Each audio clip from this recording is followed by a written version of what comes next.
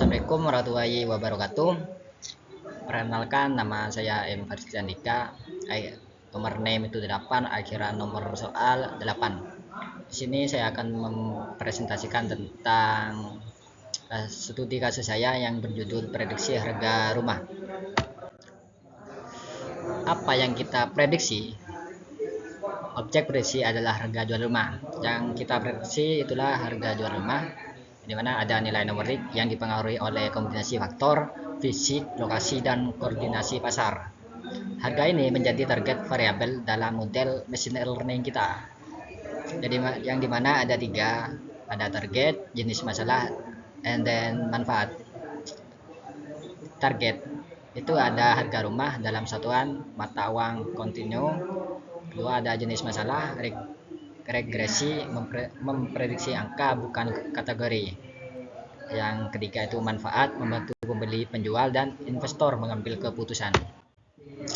Fitur yang mempengaruhi harga, yang dimana ada lokasi, fisik bangunan, fasilitas, dan pasar.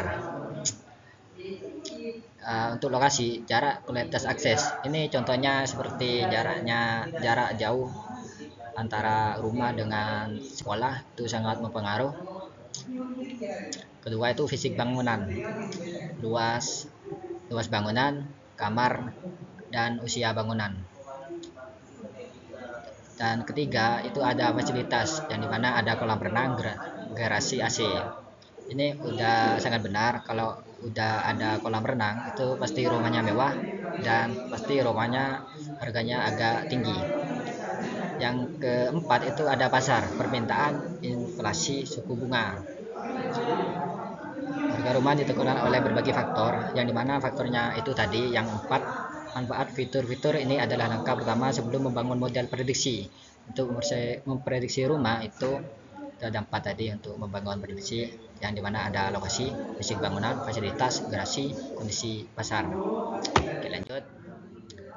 Di sini ada input dan tabel, dimana ada luas tanah, label harga rumah, nilai yang jual diprediksi, lokasi kecamatan atau akses transportasi, usia bangunan itu sudah sangat benar, jumlah kamar tidur utama dan tambahan. Mengapa ini termasuk source learning?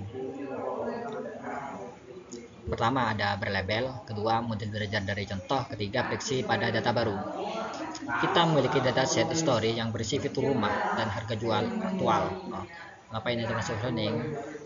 Karena kita memiliki data yang karena kita memiliki data historis yang berisi fitur rumah, model rumah.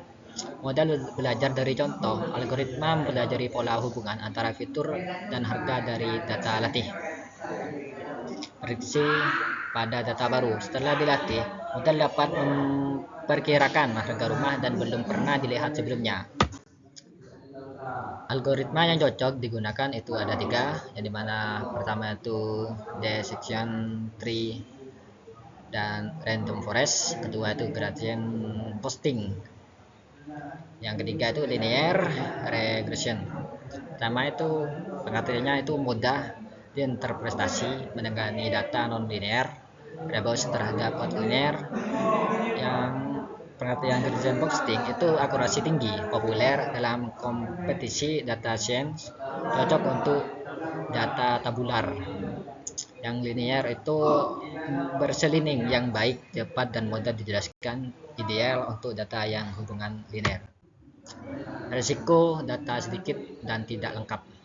Untuk risiko yang data sedikit itu ada generasi buruk ke data baru, varians tinggi, prediksi tidak stabil, rentan terhadap noise dan outlier. Untuk resiko di data tidak lengkap itu ada bias sistematik dan prediksi, model mengabaikan faktor kunci, misal lokasinya di mana itu diabaikan. Performa turun drastis di dunia nyata. Overfitting versus underfitting, yang dimana itu overfitting itu kondisi overfitting, model terlalu kompleks menghafal data latih, hanya jago di training dan tidak jago di testing. hafal harga rumah berdasarkan nomor spesifik. Kondisi underfitting, model terlalu sederhana, gagal tangkap pola, hanya pakai luas bangunan untuk prediksi. Overfitting itu model terlalu kompleks, hafal data latih, gagal di data uji. Nah, ini udah benar jadi contohnya. Contoh prediksi harga berdasarkan nomor rumah spesifik. Underfitting itu model terlalu sederhana, tidak menangkap pola. Contoh hanya menggunakan luas bangunan untuk prediksi harga.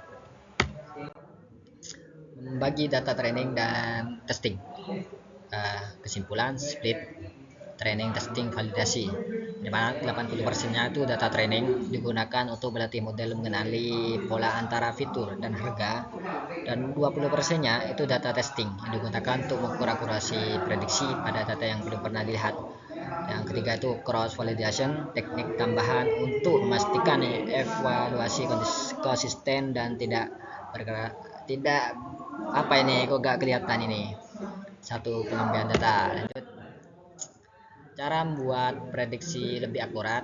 Yang pertama itu tambah dan bersihkan data, kumpulkan lebih banyak sampel tanggal-tanggal yang missing, value dan outlier.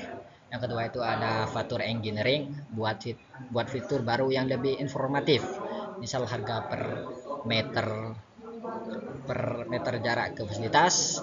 Tiga, pilih algoritma tepat, coba beberapa model, bandingkan dengan metrik RMSE atau MAE. Yang keempat itu ada tuning, hyperparameter, optimalkan parameter model menggunakan grid atau random, apa ini nggak kelihatan ini. Itu aja dari presentasi saya. Ini ada satu saran, untuk membeli rumah itu harus mencari yang lengkap datanya, yang dimana biar tidak pusing sebagai pembeli, biar 100% menjadi beli rumah. Oke, itu aja dari presentasi saya. Assalamualaikum warahmatullahi wabarakatuh.